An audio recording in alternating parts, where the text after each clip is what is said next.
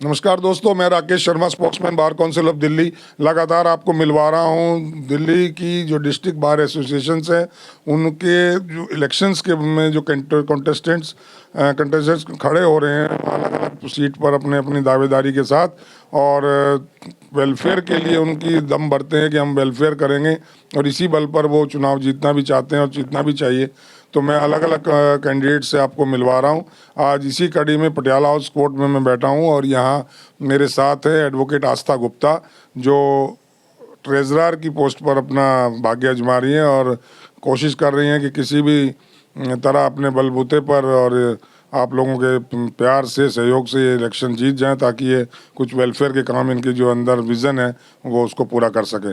इनका थोड़ा सा मैं बता दूं कि फर्स्ट जनरेशन लॉयर हैं, और इन्होंने दिल्ली से ही 2015 में CLC से अपना लॉ ग्रेजुएशन किया है, और इसके बाद सीधा पटियाला हाउस में जब से ही अपना कार्यरत हैं।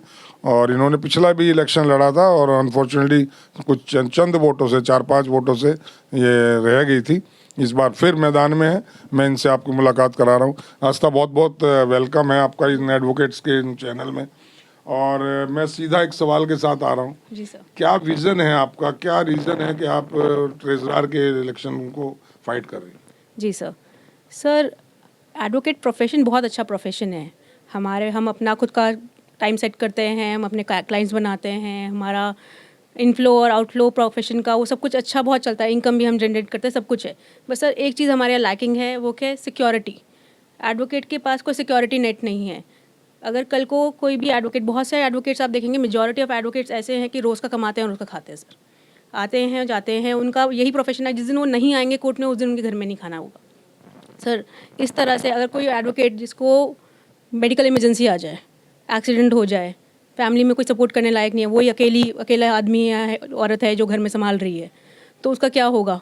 तो उस परिवार को लेके आई वांट कि हमारे जो फंड्स हैं, जो हमारे फंड है, उसका एक सेपरेट जो मेजर कॉर्पस है, उस कॉर्पस को डिवाइड करके इंडिविजुअल इमरजेंसी फंड्स क्रिएट करे जाएं, ताकि अगर कोई अनटाइमली डेथ हो किसी की फैमिली में, तो वहाँ पे उसको तुरंत एक मतलब रीजनेबल अमाउंट। CM फंड भी आ गया 10 लाख, उससे अलग आप उसके अलग से सर, ये तो जो वो कर रहे हैं सीएम साहब कर रहे हैं, हमारा भी तो हक बनता है। और हमारे साथ जुड़ा हुआ जो एडवोकेट है 25-30 साल से, वो हमारे बार का एसोसिएट मेंबर है, तो और तब से वो कंट्रीब्यूट कर रहे हैं हमारे फंड्स हमारे उसमें, तो हमारा भी तो फ़र्ज़ बनता है कि हम उनका ध्यान रखें।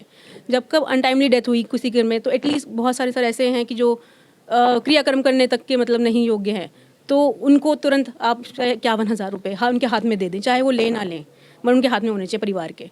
अब मेडिकल इमरजेंसी आ गई, तो मेडिकल इमरजेंसी की तुरंत आप उनके मेडिकल बिल्स वगैरह हैं उनको आप करें, उनको आप पेमेंट करवा दें, कि ताकि उनके पास जोर ना पड़े। फैमिली में अकेले आदमी होता है, उसी का एक्सीडेंट हो गया। जी सर, ये सब तो 2-3 चीज़ें हैं कि क्विक डिस्पोजल ऑफ फंड्स, ये हो गया सर। एक और विजन है कि पेंशन सर, थोड़ा मतलब मेरा विजन थोड़ा सा वो है कि हो सकता है आज मैं ना कर पाऊँ, आगे जाके कुछ ऐसा बन पाए। पेंशन्स का भी सर, जो बुज़ुर्ग हैं मतलब जिनका आगे हमें नहीं पता कि 75-80 ईयर्स हो गए, अब वो नहीं कमा सकते। वकील फिट रहते हैं मेंटली फिजिकली, मैं तो देखा है सीनियर्स एडवोकेट 75 ईयर्स तक के लोग आते हैं और कोर्ट में आके दहाड़ते हैं। जो बट फिर कुछ एक एज होती है जो कि नहीं आ पा रहे, और फिर उसका रहता है एक मोटिवेशन रहेगा कि वो कोर्ट आएँ, एटलीस्ट चलो हमसे मिलने आ जाएं और थोड़ा सा फंड उनको मिल जाए उस बहाने, तो आते रहें मिलते रहें, उससे वो जुड़ाव भी रहेगा। तो एक सर ये चीज़ है। दूसरा, चौथी चीज़ सर, सॉफ्ट स्किल डेवलपमेंट। जो यंग लॉयर्स आ रहे हैं सर, अच्छे एजुकेटेड हैं, सब अच्छा आता है। सीनियर्स की शिकायत है कि बच्चे आते हैं, इंटर्न्स बैठे हैं, जूनियर्स बैठे हैं, सीनियर्स आके खड़े हुए हैं कोर्ट में, वो सीट खाली नहीं करते। बहुत ही छोटी चीज़ है, मगर बुरा लगता है सीनियर्स को। उन्होंने कभी नहीं देखा, उन्होंने अपनी सीनियर्स को इज्जत दी थी। अब वो ये कह रहे हैं, बहुत चीज़ छोटी छोटी चीज़ें कि how you dress up, court में प्रॉपर वेल ड्रेस्ड होना चाहिए। जज साहब जैसे ही आप कोर्ट में एंटर करते हैं, तब से आपको जज करना शुरू कर देते हैं। ये नहीं कि जब आप बोलेंगे तब आपको जज करेंगे वो। तो जैसे आप अटायर में ड्रेस होते हैं, जैसे आप अपने को प्रेजेंट करते हैं, हर चीज़ मैटर करती है। तो सॉफ्ट स्किल डेवलपमेंट सर, तो उसके लिए एक फंड्स होने चाहिए कि बच्चों को क्लासेस तरह से जाए। एकेडमिक तो चढ़ के आ रहे हैं, पढ़ रहे हैं, अपार्ट फ्रॉम दैट खुद भी करेंगे वो सॉफ्ट स्किल डेवलपमेंट सर। तो उस चीज़ हो गई। बहुत बढ़िया आपका विजन है।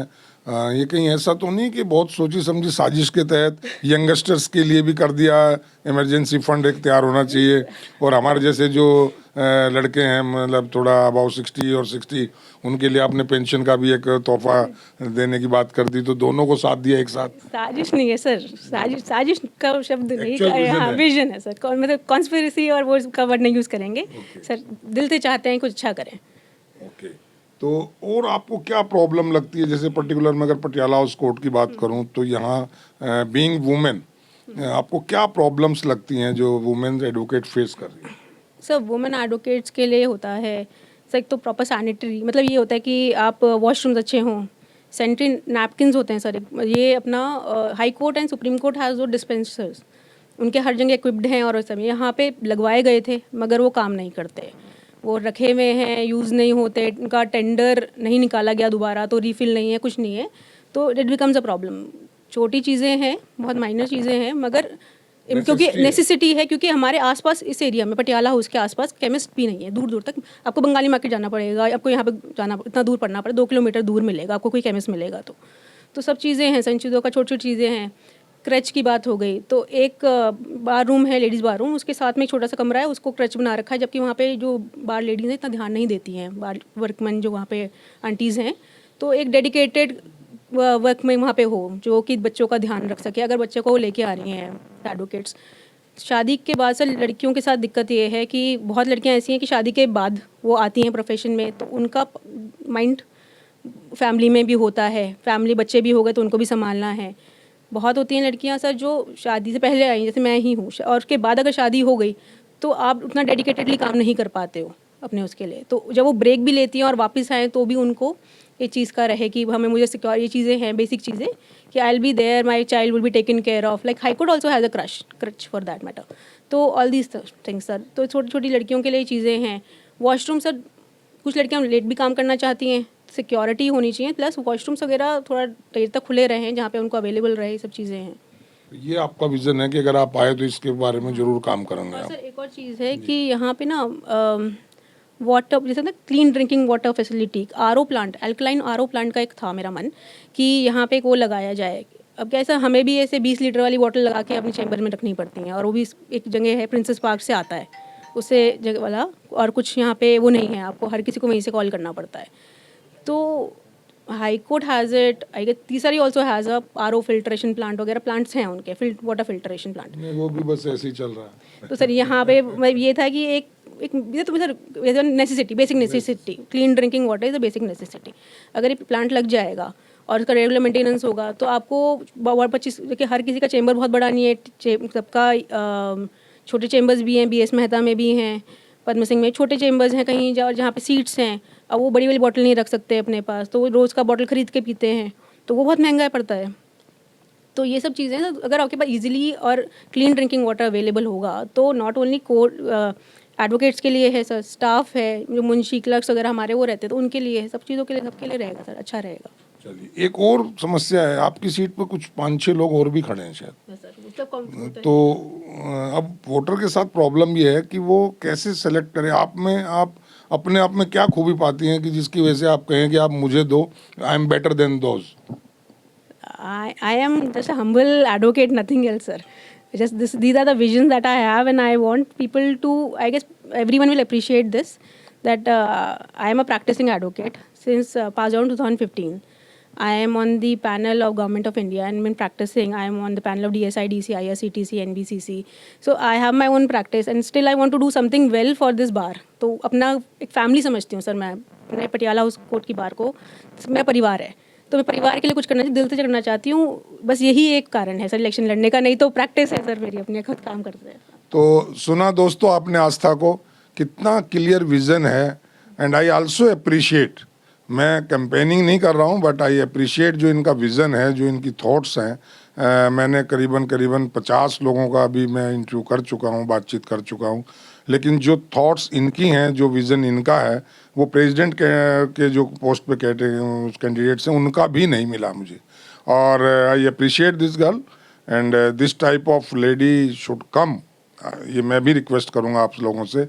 और मैं और बात करूंगा, अभी मैं माइक इनको दे रहा हूं, आप इनको सुन रहे हैं, आस्था आपके वोटर्स आपको सुन रहे हैं, आप अपनी तरफ से जो अपील करना चाहें, मैं बीच से हट जाता हूं, आप डायरेक्ट उनसे बात करिएगा, सामने आपके बैठे हैं, आप बात करिए उनसे जो आप अपील करना चाहें। नमस्कार सभी मेंबर्स को, मेरा नमस्कार।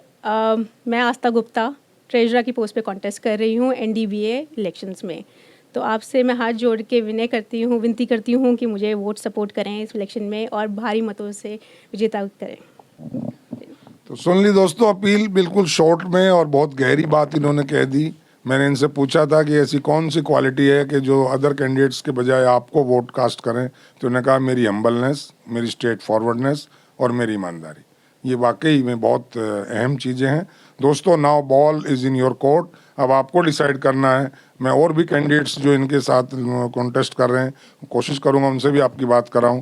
कंपेयर आपको करना है, आपके ऊपर है कि आप क्या चीज़ पसंद करते हैं, सच्चाई, नाटकबाजी, ड्रामेबाजी, विज़न या इज़म। मेरी अपील ये है, इस चैनल की अपील ये, किसी तरह के इज़म में ना जाएं, फेवरिज्म में ना जाएं, किस तरह कास्टिज्म में ना जाएं, एरियाइज़म में ना जाएं, प्रेशर में ना जाएं। केवल और केवल कैंडिडेट के काम को देखें, उसके विज़न को देखें, उसके विचारों को सुनें और उसमें सच्चाई को जानें, तब आप अपना कीमती वोट कास्ट करें ताकि एक अच्छी बार का निर्माण हो सके। अभी के लिए दोस्तों इतना ही, फिर मैं किसी और कैंडिडेट से आपकी बात कराऊंगा। आज के लिए इतना ही। Thank you Aastha, thank you very much. Thank you दोस्तों। जय हिंद, जय भारत।